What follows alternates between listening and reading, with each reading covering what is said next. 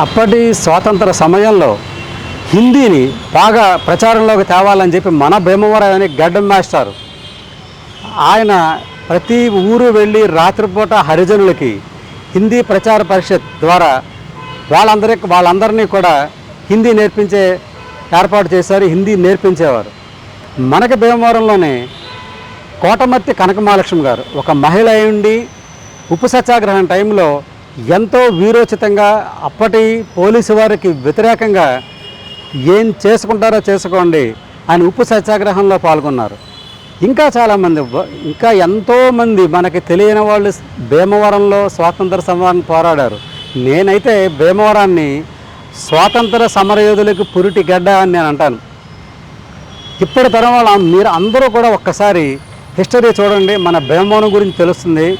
స్వాతంత్ర సమరయంలో ఎంత ఉద్రేకంగా పాల్గొన్నారో వారిని మనం స్మరించుకుంటూ వారి అడుగుజాడల్లో నడవాలని చెప్పి నా కోరిక.